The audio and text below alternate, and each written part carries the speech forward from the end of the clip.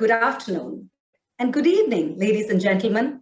Welcome once again to ICF India Conclave 2021, Coaching for Growth, Individuals, Teams, Organizations, and Systems. I am Viji, your host for this session. Today's session is on the topic, the dynamics of team coaching, and will be in the format of a dialogue between two experienced practitioners in this field, Carl Van Hoey and Dr. Allison Hodge.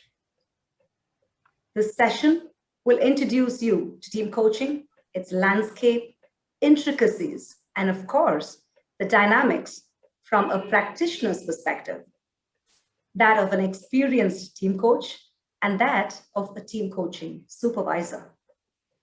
Now, let me introduce you to our speakers.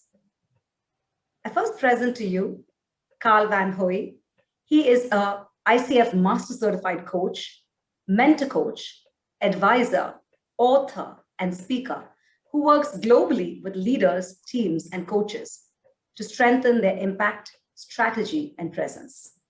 Carl combines a very successful track record of 3,500 plus hours of executive and team coaching in a huge varieties of industries worldwide, with a long and extensive experience in corporate HR leadership roles.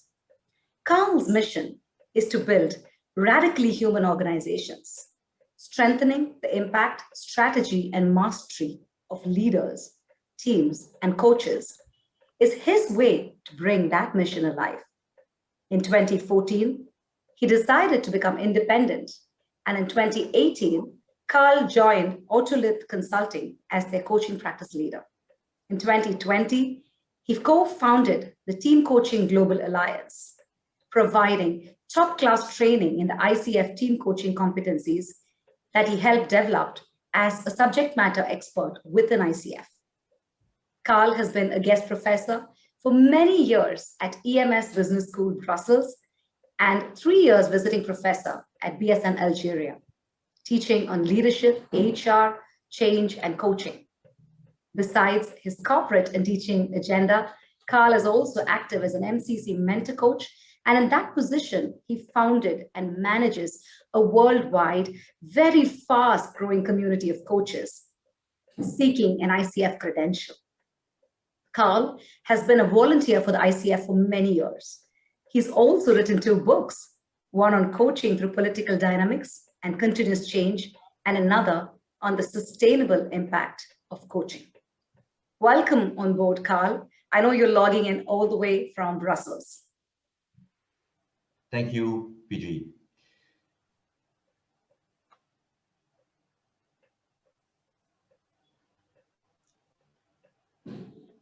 Next up, we have Dr. Allison Hodge.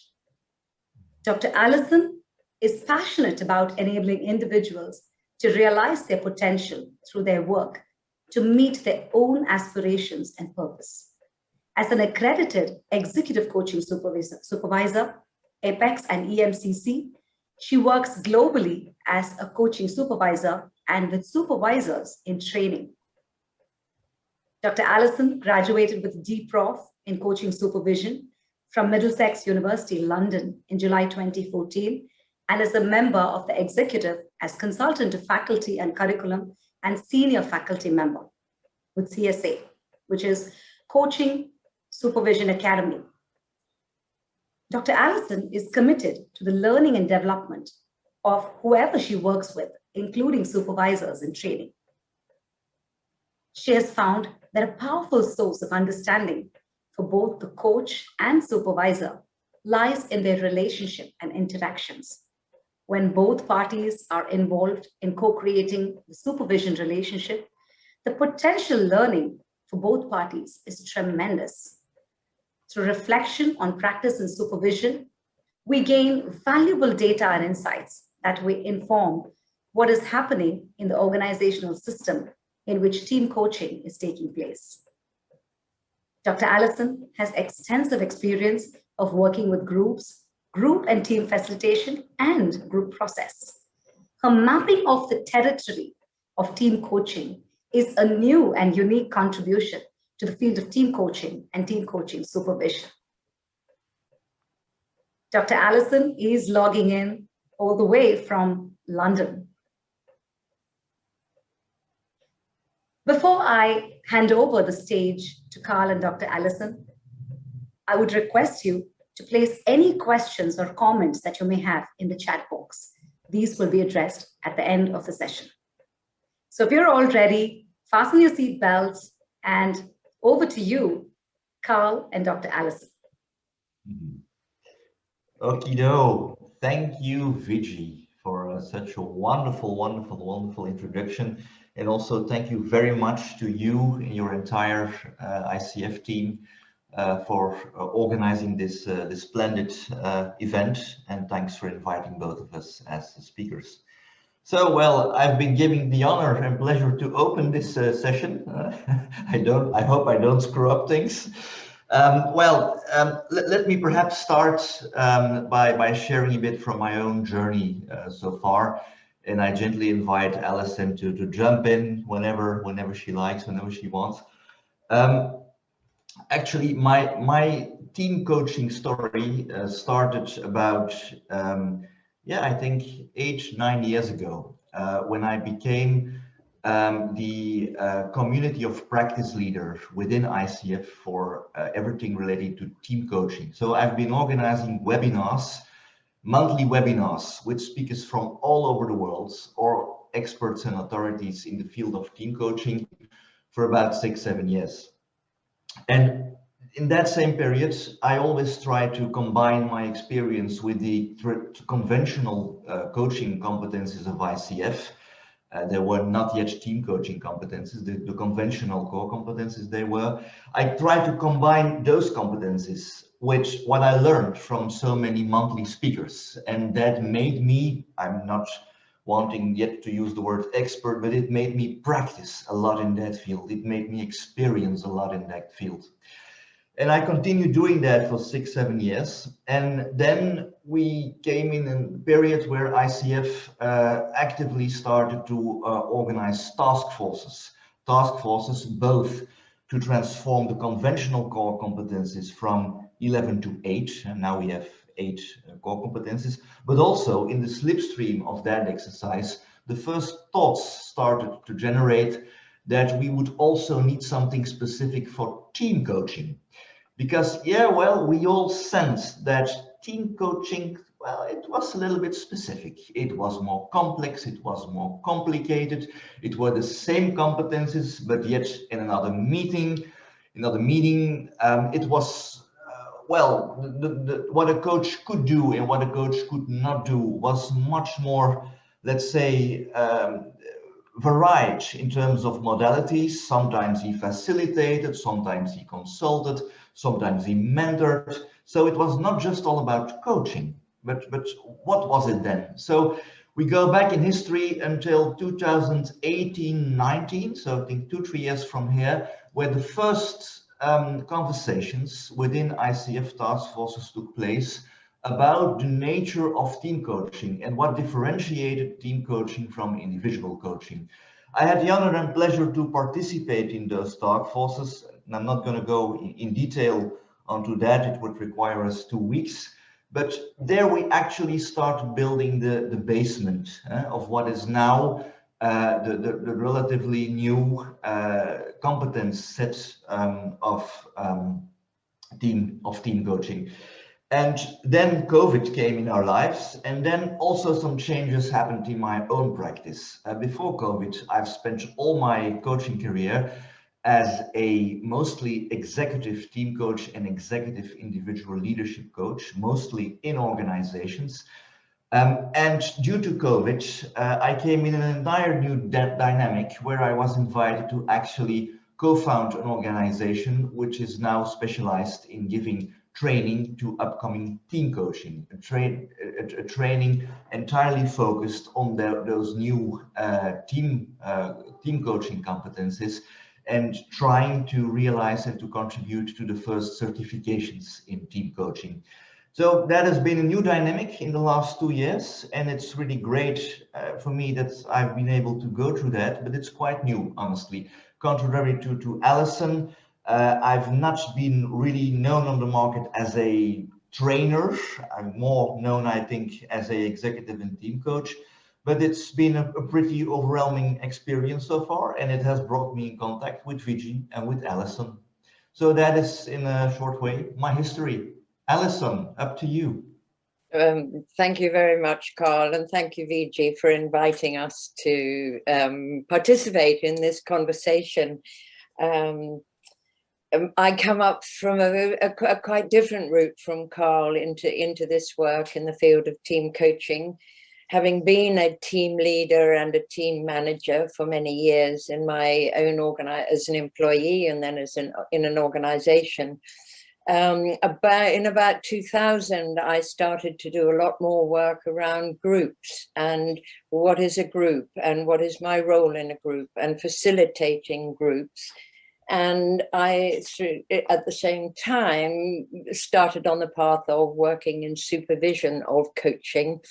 In my career stage, life stage, I came out of a master's degree and said, I want to consult to consultants. So I wanted to work with practitioners who are offering coaching and or leadership development and or team development, which is what we were calling it many years ago. And I've grown my passion, my enthusiasm, my practice through the route of supervision, which gives me great joy. What my connection with the team coaching field has come about as executive coaches increasingly over the last probably 5 years have started to come to supervision and say, Allison, I don't have any individual clients I want to talk about. I've got a client, I've been asked to do some team coaching and I don't know quite what to do. And this probably started about 5 or 6 years ago. And since that time, the requests, the interest, the concern from coaches who are being invited to move from coaching one-to-one into this team role, this team facilitation, team coaching environment has been growing, along with the growth in the programs of team coaching and development, and then the ICF competency development, which I was a part of. And my curiosity was whetted even further in 2017 when David Clutterbuck contacted me and said, should we do a survey about this team coaching? So together we did a survey, a global survey with about 50 team coaches and supervisors to find out what were the issues, what were the demands, what is team coaching looking like, how is it developing, and particularly asking, well, what part does supervision play for a team coach? So I guess I've immersed myself much more deeply in this field since then with the findings of the survey, which we can probably make available. And then soon after that, I think ICF invited me, not as particularly as a subject matter expert of team coaching, but more with my interest in groups and group development and roles in groups, to participate in the program of developing the ICF competencies for team coaching, which was absolutely thrilling because I met with ICFers and other practitioners from other corporate professional bodies, of which I am a member, such as EMCC, to say, what is this phenomenon? What is practice of team coaching? And it goes, what was so thrilling was how it went, our inquiry, our research into what does it look like, sound like, feel like. The collective finding was that this is much more about not just transposing the practice of individual to go and then work with 6 or 8 people in a team. It had a breadth and a depth and a complexity that Carl has referred to that was is much more comprehensive, if that's the right word, much more exciting potentially, but equally much more demanding and challenging for the practitioner when they go into this team environment. So I've been involved in that program of developing the competencies. I have written 2 or 3 chapters, a couple with David Clutterbuck and now one with the Coaching and Mentoring Supervision handbook that has just been released by Open University Press.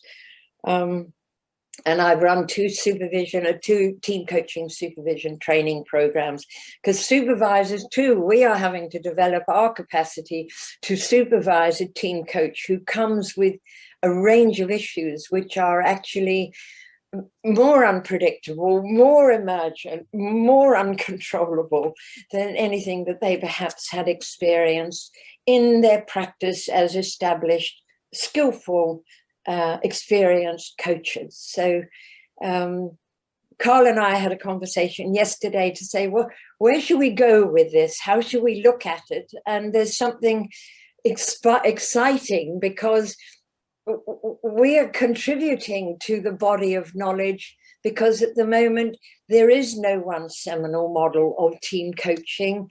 What there is a lot of thinking, a lot of practice, a lot of exchange of ideas, which is a very exciting arena to be in the generative curiosity that we are bringing to this new field of practice. And equally, I imagine, is also feeding out into the practice in the client organizations who are asking for team coaching.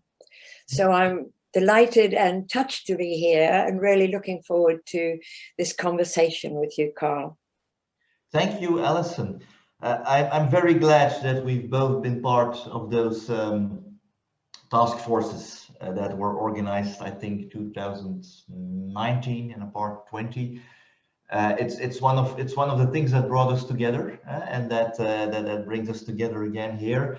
And well, one of the things that I learned by contributing in that work is that the more that we try to demystify team coaching, the more that it returns to be a mystery. And I believe that every possible contribution to clarify team coaching, to describe it in competencies, to describe it in models, to describe it in frameworks, is very, very valuable work. But at the same time, I think that no one of us should have the ambition to write a Bible of team coaching, because it is a continuous process of research, of searching, of curiosity, of exploring, and I would even say that the continuous discovery of what is team coaching, it's a never-ending work. And it is also part of the study of it. I think that the first coach that writes a book on the ultimate guide of team coaching, read this and you do not have to read anything else besides this book, that coach is probably a big fool, who does not understand anything about team coaching. Can I interrupt you then, because I do raise the practitioner's handbook of team coaching, which did come out last year, which both of us have contributed to, but there are 40 chapters on it, and that perhaps with different contributors, and that perhaps personifies the dialogue in the field at the moment, that this is absolutely a growing, fertile, flourishing area of inquiry. Yes, absolutely. What I do think is important in the set of team competencies as it was developed in the last year is that clearly attention is given to some challenges that team coaches experience in their practice. A lot of people talk about the complexity of team coaching. Yes, sure. But what is exactly that complexity, and how do you deal with that complexity? And when you listen to the way that some competencies are described, for instance, the competency of active listening, 3 times the word is used: notices, notices, notices. A team coach needs to notice a lot. Well, it's great that at least some attention is given to that. When the team in front of you is becoming too big, attention is given to a co-coach. It is written out there in the competencies. That's wonderful.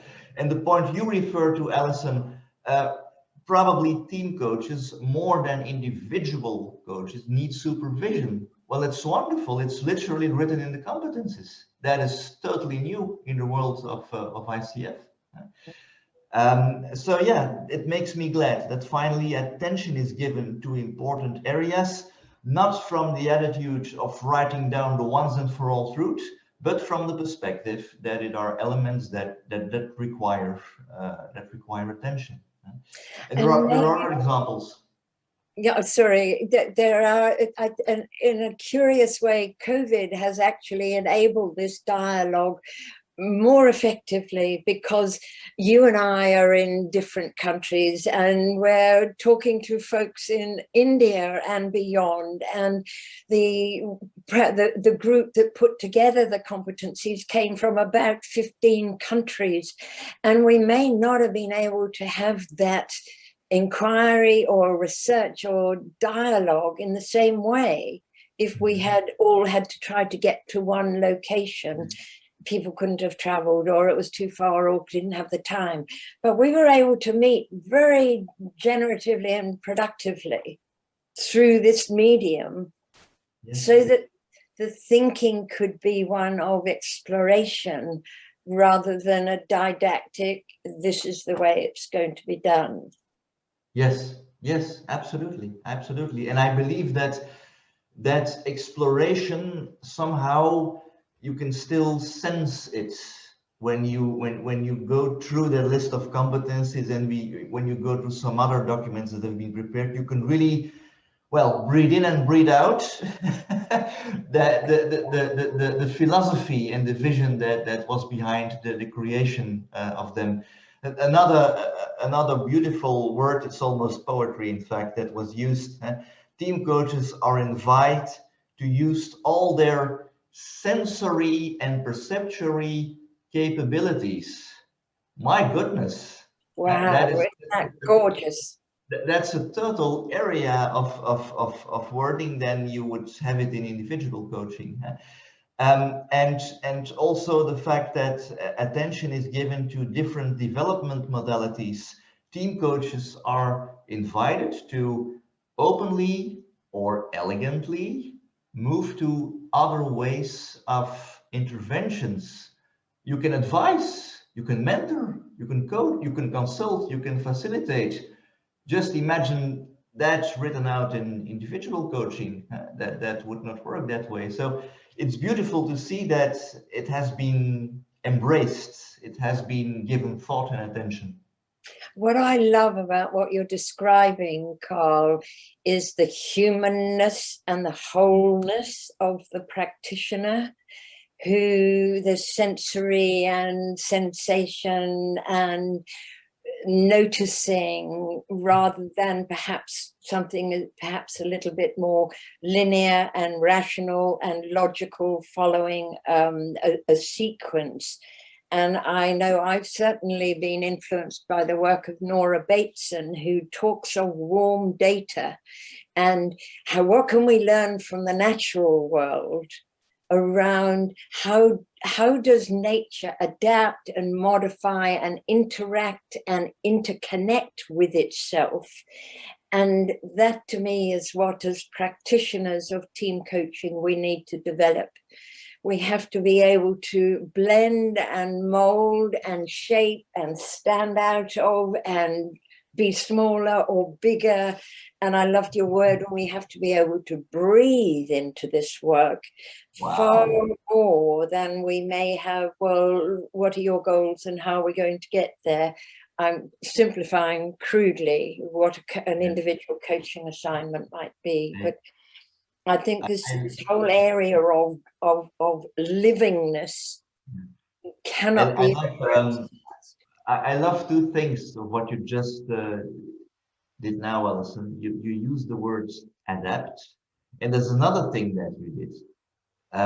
You made, even here in our conversation, physical movements. You made movements while sharing your story. And there's a metaphor coming in. It is actually dancing with the team. That's what it's all about. It's dancing with the team. And that's why I refer to the one and only model, framework, list will never exist. As experienced team coaches, it is exactly about knowing when to let go of your entire preparation, if you've made one. Just choosing and dancing in the moment with your team. Where is the energy of your team going to? How will you follow that energy? Who do you need to be to follow that energy?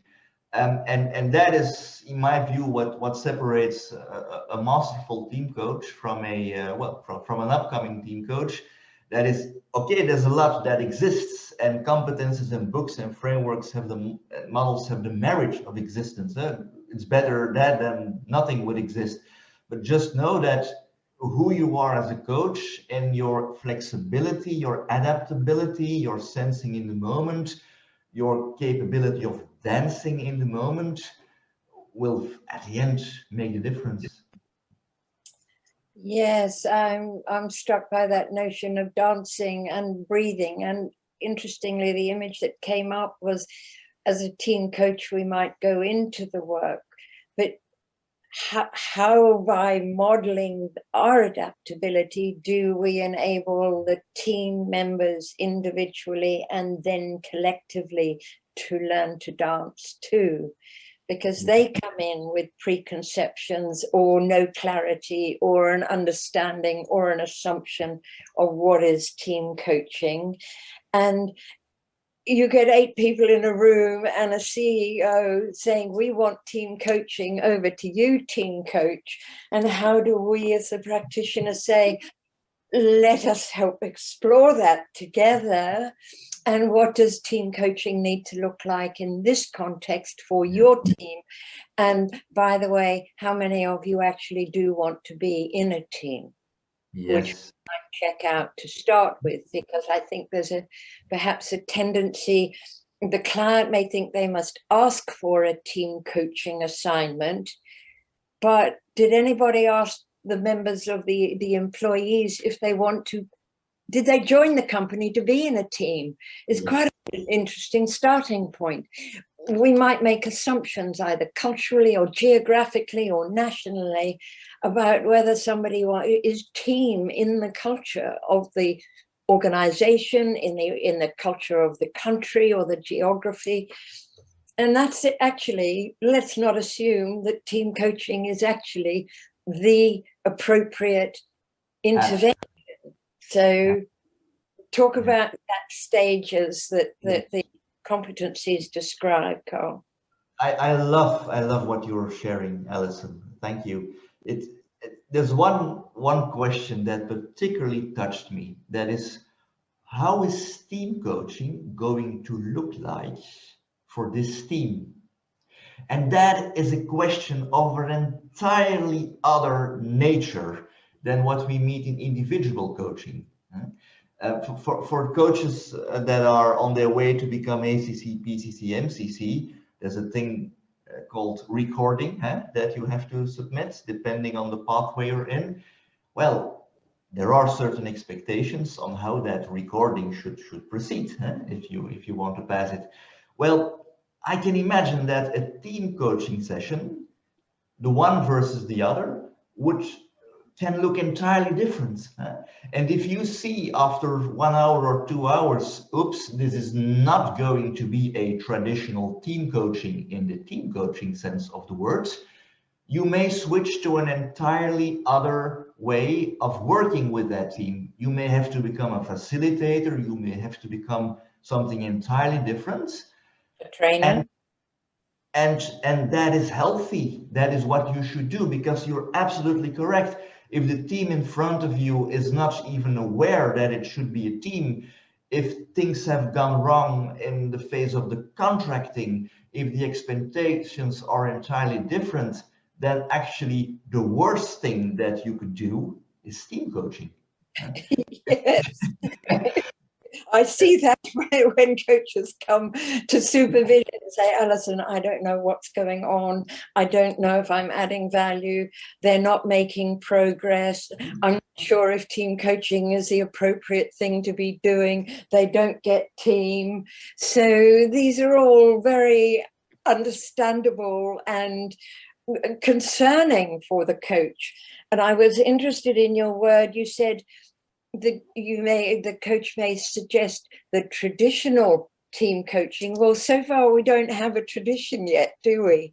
And isn't that wonderful that we're in a groundbreaking exploring of what this may look like, for the professional bodies to create some containment, and also as each practitioner develops and grows and becomes more flexible and wise, if I can use that word, about who they are and their own capacity to be in team, in group, to enable them to sit with the uncertainty and the unpredictability and the not knowing that happens when you get 8 individuals in a room, because they're also in not knowing too, and that just compounds the uncertainty.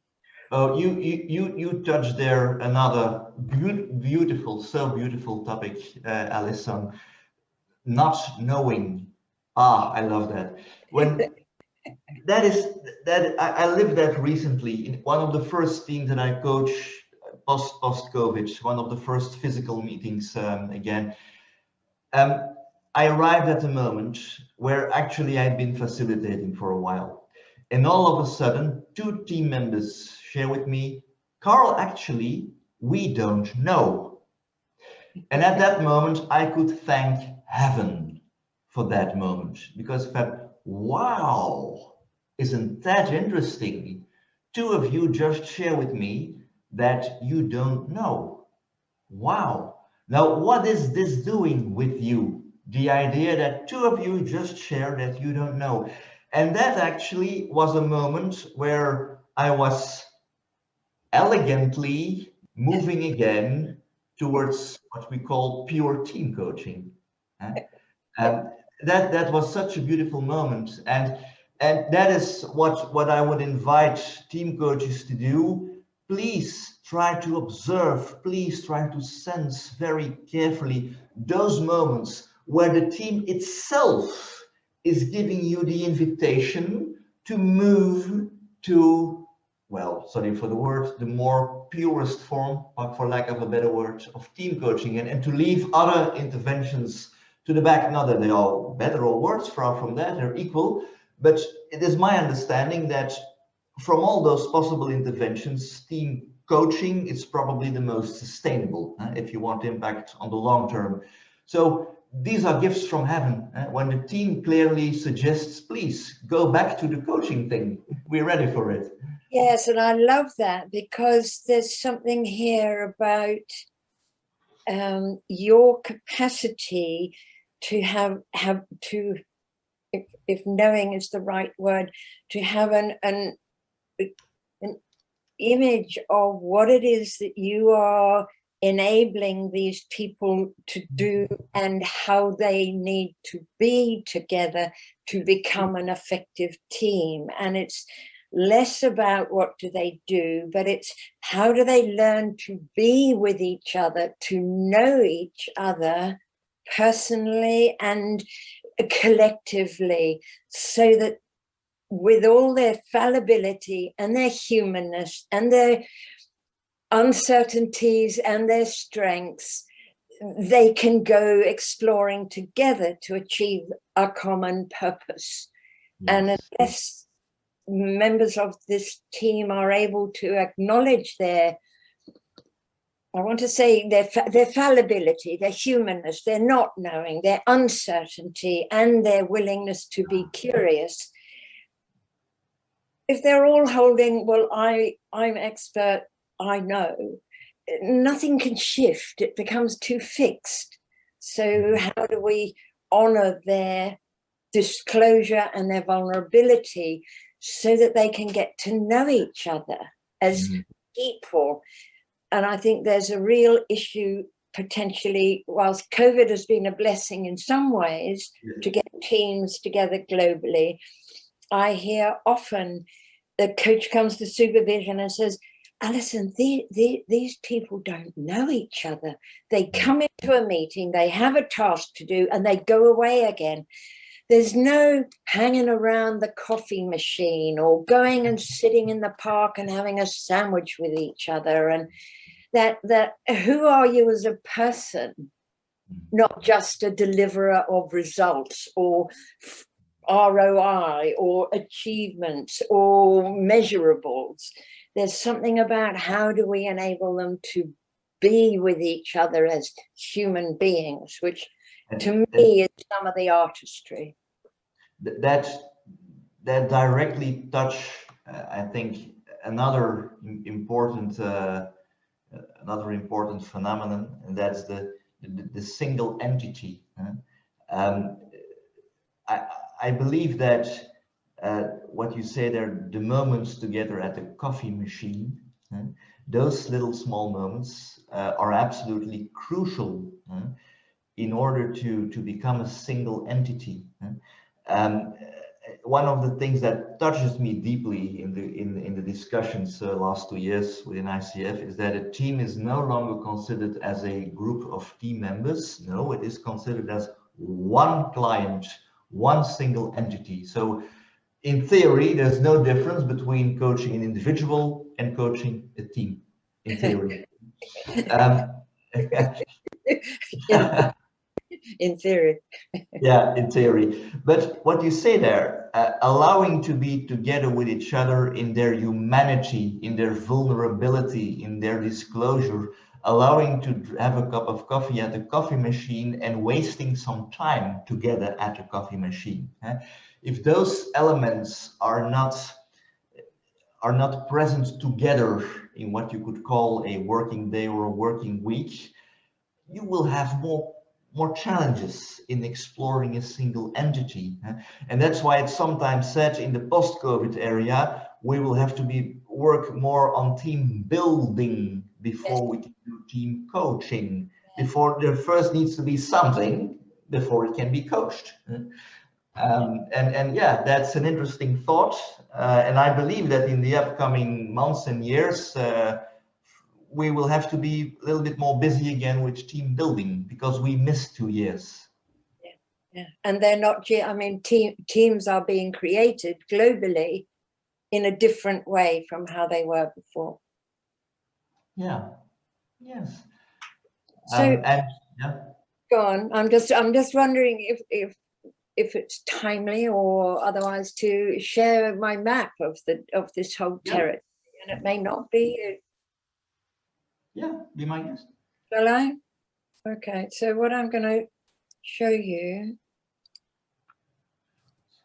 is what I've described as mapping the territory, and we've talked about territory, and we've talked about exploring, and I think what this work comes from my own not wanting to create a model of team coaching because I didn't know what a model of team coaching would look like. But I think here what I wanted to do was somehow visualize or help coaches in supervision to visualize where might they notice, what are they noticing, and where might they focus their attention. And if I start briefly, I won't dwell on this, but there's something here about, you touched on the coach or coaches, and what is a growing noticing, a growing theme in the world of team coaching because of its complexity is that coaches are working in dyads, perhaps. So one coach is managing the process of the work and one is managing content, and they work alongside each other as a mini team to enable them to attend to the different factors, the different elements that exist. So this perhaps looks a bit of a chaotic image, and that's partly my intention, that it's chaotic, because we could focus on the coach and who they are, but the coach goes in and may contract with the team leader, and they get to know the team leader, but is the leader, when they get in the room, the real leader, or is there a psychological leader? What is the context in which this work is taking place, the economic, social, political issues? What sort of dilemmas are showing up within the team? What's the culture like? You talked about, or you were in somewhere in Uzbekistan or somewhere in the Ural Mountains, is it? So team coaching there, I imagine, is hugely different from your home country or Belgium, or from me in England, or from VG in India. So what is the culture that is occurring? Then we have all these psychological phenomena that may be going on with the human beings in the room, in relationship or not with each other. So a lot of the work that I do is around, well, coach, what impact does being in a group have on you? If we don't know what it's like for us as a coach to go into the group or the team, how will we sit with all of this that's going on with the team itself? So then we might look at the relationships with stakeholders, with each other, with me, with the team, with individual members. We can look at how are we reviewing the direction of travel. We can look at the collective intelligence. And this comes back in a way to where you started, Carl, with at the moment, what does each team coach have as their framework or notion of their purpose, and what is it that they're wanting to do? And at this stage, it's developing. People are individualizing and creating their frameworks that meet the expectations of their client, but also attend to their own capacity. And there are areas like the individuals and the team group development. So I love the words that you used, Allison, the word chaos. I love the word chaos, because that is again a crucial dimension where team coaching radically differentiates itself from individual coaching. When it comes to cultural differences, when it comes to contracting, when it comes to progress control and progress review. In individual coaching, you can organize these things in a much more, I would say, structured way. Yes. It's even a requirement. Well, you make your coaching agreement at the beginning. You do some process follow-up halfway. In most cases, it is organized in session of an hour or 2 hours or something like that. Team coaching is an entirely different story. You're together with a team half a day, an entire day, 2 days, sometimes even residentially, and well, all the areas that you've shown us, you kind of explore those, and you grow from the one to the other, and you follow the energy of the team. And sometimes you have to pay more attention to one particular area because in the moment it shows up to be important. And at another moment, you need to go to someone else, to something else. And you really have to navigate your overview in the way that the team itself shows the way. And that again is an entirely other feeling in individual coaching. Thank you for showing that. Thank you. I think as I'm listening to you, there's something about we may be much more aware of the impact that we have when we're working one-to-one, because we have a close, continuous, perhaps linear, methodical program of coaching, and the peripheral impacts of other factors on the coachee may be less powerful, where we may go in with a team coaching assignment for, as you say, we do half a day, and then we can't get them all together again for 3 months. Right. Whoops. I wonder what's happening to the team and the 8 individuals and their personal, their professional, their work-based, political, social environment that may impact how, when you get together again in 2 or 3 months, yes, everything's changed. Yeah, this is so beautiful, Alison. This touches to another thing that I call the flip chart moments. Yes. When you're together with a team for 2 days, for example, well, when it comes to creating awareness and designing actions, you do not just do that at the end of your 2 days. No, halfway, at moments that you as a coach would not be able to predict yourself, all of a sudden there's a moment of awareness. It's what I call a flip chart moment. And the team itself goes to the flip chart and starts writing up action points, starts writing down things they want to keep for themselves. And at the end, as their facilitator, I have the habit of collecting all those things and making a PDF document for them. And then I come back to your point. Then you don't see them for 3 months. You have some phone calls with the team later in the best case. And then the follow-up day is 3 months afterwards. Aha, what has happened in the meantime? What has happened with that beautiful PDF? And an entirely different experience compared to individual work. Yeah. And that takes a great deal of resource. And I want to say, I wonder, I'm carefully using the word, a great deal of self-awareness and self-belief. Mm-hmm. Mm-hmm. And at the same time, willingness to be able to sit with the not knowing Mm-hmm. and certainty and not lose confidence Mm-hmm. in the fact that our presence and our creating the container for this team to be together is almost unpriceable. Absolutely. And that is where supervision comes in. Yes, I think I can say of myself, I'm a very experienced team coach over the years, but there are moments that you sense within yourself a lack of confidence. There are moments that you are not 100% sure about what you are doing, how you are doing it, and who you should be. There are moments when you sense fear. Shit, I need to work towards some kind of outcome. Yes, it happens. And on those moments, I think it's good to have a supervision. Even for the most experienced coaches amongst us, do not overestimate yourself when it comes to team coaching. You are a human being. You may be a very experienced coach, but do not overestimate what it takes from you to be team coaching the entire time.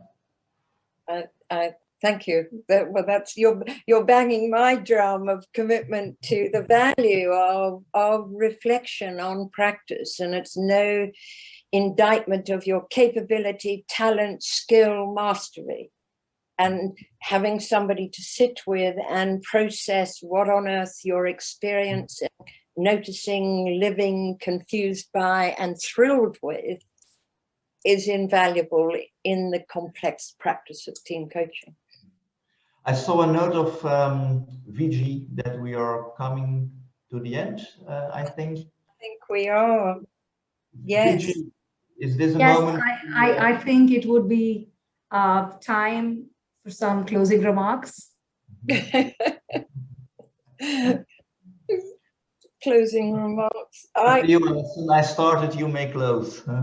Well, thank you, Carl. It's been an absolute delight having this conversation, and what I love is that it's different from our conversation yesterday, and new things have come out of it, which perhaps personifies the fluidity and our adaptability and curiosity about this field of team coaching.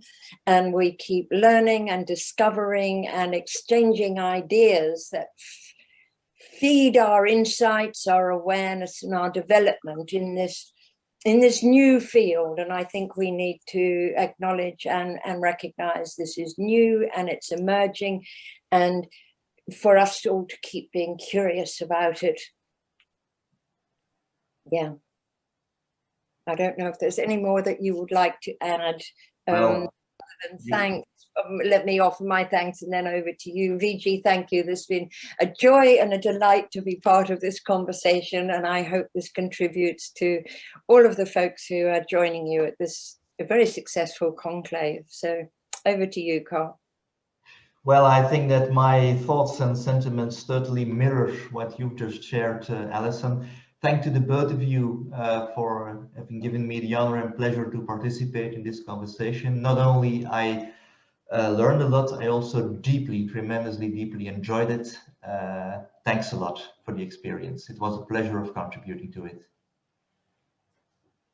Thank you, Dr. Allison. Thank you, Carl. The one thing that just struck me was how both of you, if I may, effortlessly embodied the team coaching competencies. So present, so willing to go with whatever was emerging in the space. And the most beautiful part was me being in the background. I was just feeling so part of this conversation, like it was speaking to me.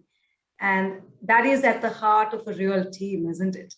So it's been a lovely experience for me putting this together with both of you. And I felt we were one team delivering this talk here today. Too bad 45 minutes just flies by. And I think it's in moments like this you really realize the value of time. I do hope it's left our participants, as going back to what Carl said, not more with a demystification of this, but at least to just get into the nuances of what a beautiful world of team coaching there is out there. On that note, I would like to place my gratitude and thanks to both of you. And we would now open out for about 10 minutes of Q&A. Thank you very much. Hey, everyone. There you go. First up, disclosures. The smart ones there figured out it was recorded, but for the most part, we didn't. So thank you. Thank you for being a wonderful audience. I'm also just going to recontext this a little bit, okay? And this is, again, being a team and group practitioner, if I don't do that, I'm kind of missing the points and the messages in the system. I realized in the chat box, there was a lot of discomfort coming up. Yeah, discomfort because this was not one of those sessions that's just offered it to you. I kind of told you ABC, 101 of team coaching. And as Carl said, if any of us were to say that that's possible and this is one model, go with this model, I think it would be setting up a team coach or even someone hiring a team coach for failure. And that is the essence of it. Having done team coaching for many, many years, I still don't have one way of presenting it.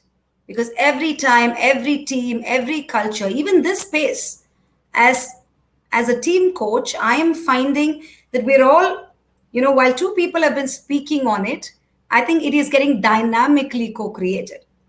And right now we perceive in the system, sitting here, that there is a need to know more. So we'll shift gears a little bit. I do have Carl who's joined in. And thank you, Carl. I mean, I'm really grateful that, to sit through an entire session just listening, but, showing your commitment to want to answer Q&A. Honestly, I think I'm grateful to you for doing that. Otherwise, I would have had to field questions. And, I am not even halfway in the journey as you are. So, Carl, if you're okay, let's do this, right?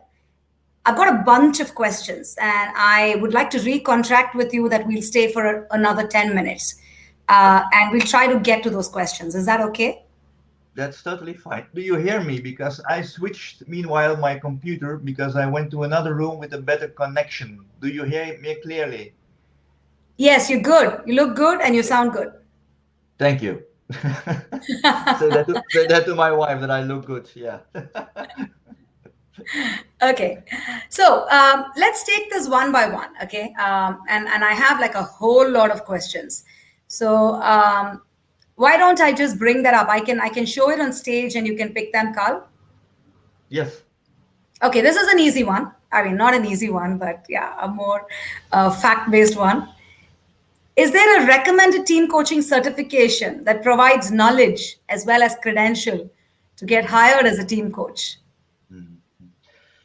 Well, in these kind of sessions, you should not try to be commercial or sell your own program. This being said, since 7, 8 months, together with Katerina Kennelidou and Jonathan Wrights, I co-founded the TCGA, the Team Coaching Global Alliance, with the website www.teamcoaching.global. And I believe that the training that we are offering there, the September cohort will start right away. It is a top-notch training that actually provides a journey through these new team coaching competences, and that will, once available, lead to a ICF certificate in team coaching. So yes, it exists, and I believe it's the first one on the market. Great. Thanks, Carl. And it's good we know where one resource to go to. Yeah. Okay. This is from Rajesh. It's a great question. And I'm bringing that up on stage. Can you describe team coaching, giving one example or a case study so that, the concept becomes clearer? Yeah. Well, I will give you a very concrete case from my recent practice. I got an intake first with the team leader and then with each individual team member. And I encountered a lot of issues. The team leader was perceived as being too dominant. He was being perceived as too much a dictator. There was also a conflict between two team members that had an enormous impact on the rest of the team. There was also two team members that were very, very silent, that had immense difficulty to speak out during the team meetings and being within the team. There was also a trust issue in between two other team members. And this is what typically team coaching differentiates from individual coaching, and it's the heart of team coaching. What you should focus on a team coach is not the individual problems of each individual team member. That's what you need individual coaching for. But it is the dynamic, it is the pattern, the communication, the interaction in between the team members, and more importantly, what makes it impossible for them. So if you see in front of your nose a team with 8 people, for instance, and you see that, my God, what is blocking here? I'm seeing at least two conflicts. I'm seeing a very dominant leader. I'm seeing two very shy, silent people. Wow, what is happening here? And you start working with that. You start exploring that.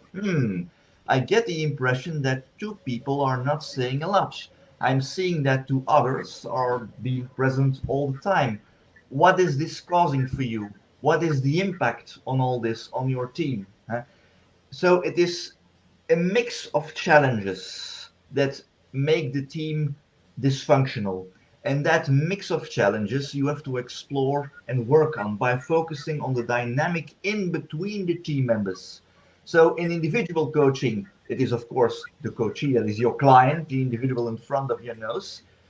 In team coaching, it's not about the individuals, it's about the interaction, the pattern in between the team members. That is your client. Yeah, lovely. There's another observation from Srinivas and a question, which is not in the question box, but let me just bring that up. And I actually have a little bit of a perspective on that as well, with your permission. How can we be fully observant?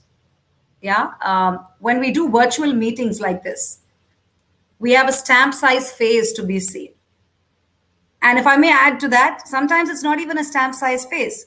You and I are sitting here, and there are 100+ people in this. We can't see their faces. Is there still a way for us to pick up what's going on?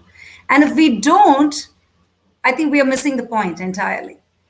What's your view on that? Some practical tips, Carl? Yes, well, certainly with bigger teams, I would recommend to work with a co-coach. With two, you see more than with one. And there's the you can actually make agreements with your co-coach on who's going to do what. There is one observing what I would call the background of the session, and one busy exploring the foreground of the session. There's a co-coach observing what is happening, but where you as the front coach may be less visible for you. And then it is recommended to continuously exchange with your co-coach during breaks, during lunch. What have you seen? What have you observed? What did you see that I did not see? And that's the first practical tip. Please work with a co-coach. By the way, the figure of a co-coach is also literally adopted in the team coaching competencies. That has been a revolution within ICF actually. So it's adapted. It's part of the competencies. A second one is when you look at the competence active listening in the team coaching competencies, there is the notice thing that I mentioned earlier. There's a lot to notice as a team coach. And so it requires extra training, it requires extra practice to really start to use your entire body and not just your ears. You use your entire body as some kind of antenna that captures everything that is happening and that is not happening, that is said and that is not said within the team. So we could call it some kind of intuition, you could call it sensing. I prefer the metaphor, use your entire body as an antenna to capture everything that is happening. And more practical, you can work with a co-coach. Yeah, very practical. And if I may just add to that, I love watching the chat box, right? So there will be similar messages coming and there's an underlying meaning. There'll be one person putting a same message in multiple different ways. There's one message coming, and then there is no messaging at all, which is also a signal for us team coaches when we're sitting in virtual platforms like this where people just won't even come on video and you can't force them. Right, so very, very important to be looking at all these nuances. There's another one, Carl. Any models you've developed to or used to model the team dynamics you perceive? Is there a model that you have come up with or we would like to leave as a resource? That's a good one. Actually, I do not work myself with a model on team dynamics, except, but that's actually larger than that. That I love to work with Alan Seale's body of transformational presence. That is what I use to sense the dynamics of the team. I prefer not to categorize them in some kind of model, the various dynamics. I rather prefer to look at them as forms of energies. And that is where I use transformational presence from Alan Seale. That's my way of dealing with it. Yeah, Alan's model is quite amazing, actually. It's a very good model. There's another very good question from Anuradha Sant. As a team, I'm bringing that up. As a team coach, how do you remain mindful of the team dynamics and allow it to play out or resolve itself? That is a really, really good one. What I usually do is when I see in front of my nose team dynamics happening, I name them. I literally name what I see happening in front of my nose. Look at what is happening right now, dear team. Look at the dynamic at this very moment.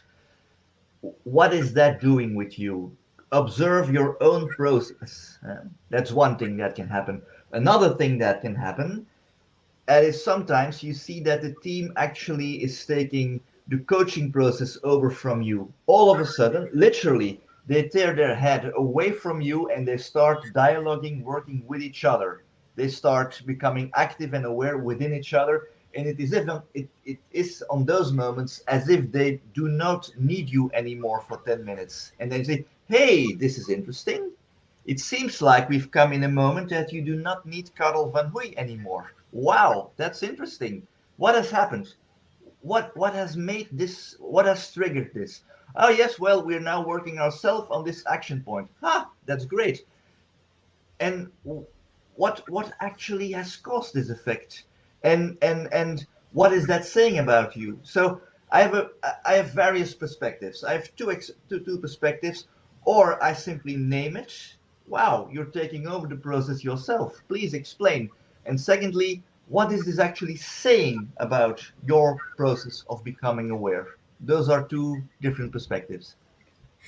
Completely shows your experience in this, Carl, the way you were just even embodying it.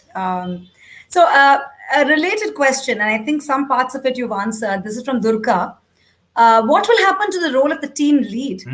Will it evolve into the team coach? Can you add some insights on the value of internal, external team coach? Great question, Durga. Yeah. Well, let me first of all start with a joke.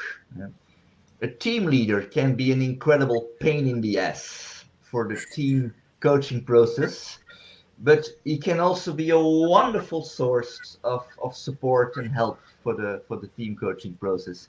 There are two awarenesses that I take with me as a team coach. First of all, when my job as a team coach is done, or at least the first session is done, it is the team leader and not me who is going to pathway together to continue the pathway together with the team. And so this team leader is a very, very important position, is a very, very important figure in the exercise.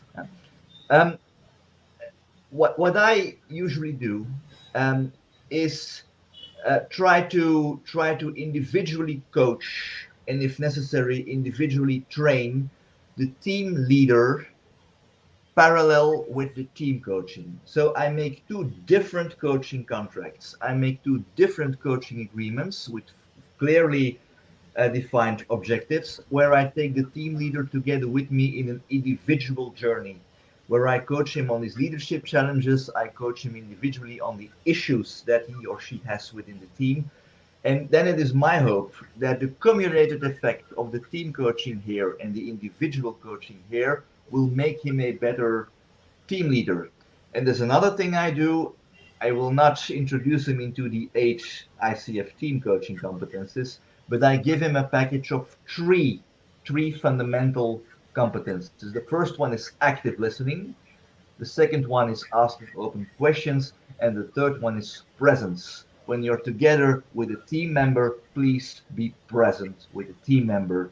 Don't answer your emails, don't watch your iPhone while you are together with your team member. These are three basic competences that I try to teach that team leader. Thanks, Carl. Another one, which is from Sharifa Ismail. And I think you did touch upon it, and the team competencies also talk about it. So one of the things before I bring this question for Carl is coaches, and even those who are not coaches here, please do study the ICF team coaching competencies. It's very powerful, piece of work, and I think very intuitive in understanding. And I think, Carl, you were part of the group that worked on it. So I'm just going to bring up this question by Sharifa. How is team coaching different from group facilitation? Yes, that's a wonderful question. And I'm going to give you an answer that is quite risky from the point of view of an expert. Honestly, I don't truly know, because also in between coaching and facilitation, there can be confusion. But what I've learned so far by practicing, by reading books, by studying about it, is that facilitation is a process where there is an objective to reach that has been agreed upon up front. Please, Carl, guide us to a new mission statement. Please guide us to a new vision. Please guide us to a new strategy. And then I prepare a methodology. Then I prepare a pathway to guide the team through that will bring us to that result. That is, of course, an entirely different story than team coaching, where it is up to the group itself to determine their own outcome, and that outcome can also change during the session itself. That's also with individual coaching the case. Halfway, client can come to the conclusion, actually, Carl, the purpose we started with in the beginning has changed. I have a new purpose now. I have a new topic. Well, and then you recontract during the session. That's perfectly, it's our obligation to do that. In team coaching, there is a difference between facilitation and coaching. In facilitation, you work with a clear objective in mind. We need to come to a new strategy at the end. With coaching, of course, they're the same thing. Your final result can change depending on how the co-creative agreement changes halfway. That, in my practice, is the key difference between facilitating and coaching. There is an upfront given outcome to reach in facilitation that cannot change. Yeah, that's right. And sometimes as team coaches, there are points and times when we need to wear the hat of facilitator as well, right?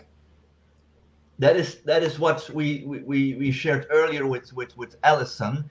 If Yeah. halfway the team coaching, you clearly observe that team coaching is not what they need, you mention that to the group and you say, dear friends, I think it could be an idea to change modalities. That's what ICF calls openly change intervention.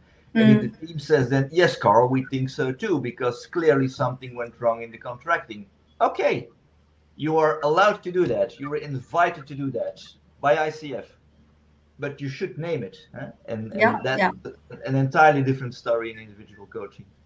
Very similar to, my mentor coach used to tell me sometimes, even in individual coaching, you could have a mentoring moment, but I think it's Yes. very important to call it out. And I Yes. think that's one of the things we learn, in mastery, that sometimes you need to do that, but very important to clarify. Yes, and that's so beautiful, Vijay, because the way that you would do that in individual coaching, you say, "Well, so you're asking here for my advice, dear client." Yes, I am, Carl. Okay, what makes you so sure that my advice would be helpful? That's the first question to ask. Yes, I really think because I have no clue. And then you can share a piece of your own experience, but immediately afterwards saying so, and how has this been helpful to you? And that's the way you can do it. And that way of working can be much more direct in team coaching. There you can simply say, okay, let's have an hour of facilitation or mentoring Ah, advice. yeah. Yeah, I get it. It is more direct. It's easier in that sense to just call it out right up front. Great. So I think we've got through most of our questions. One more, just if you have time for one more, right? Yes. This is by Dr. Aravindan Raghavan. In your experience, what was a minimum time a team coaching brought transformation? The minimum time, well, I remember that's already a few years ago. We had planned a team coaching session for about a day.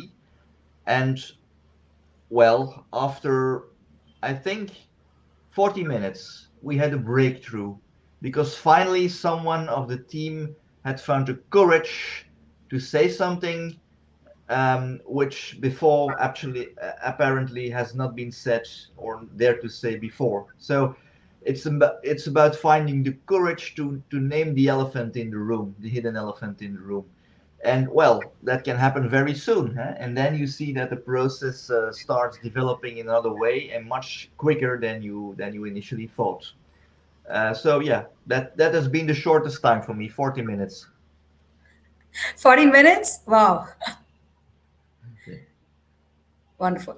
Okay, great. So I'm just pulling this off stage. Uh, Carl, what's emerging for you in this moment? How are we doing, and what has emerged in this session for you? Ola, I enjoyed every single minute and second of our being together, both with Allison and here in the chat. I think that the questions that are being asked are great, great questions. And I also learned once again that team coaching, no matter what competency lists, books, and frameworks are developed about it, will always remain a mysterious thing with some things that we will probably never be able to touch or to get a grip on. And I think that exactly that is also the beauty of it. That is what emerging now. Indeed, indeed. Thank you so much, Carl. Not just for the 1 hour you gave in July when we recorded this. And let me tell you, right? So there's also a bit of risk in these things. So when we wanted, and this is for the audience, so Dr. Allison, was unavailable, and we really wanted her on this session, and she was so kind and so joyous to want to do this thing with Carl and record this and put it out. So just one day before she went on a break, she was kind enough to record this. And then we were not sure, how do we actually position this? I mean, we need to bring closure. So then Carl kindly agreed to come here.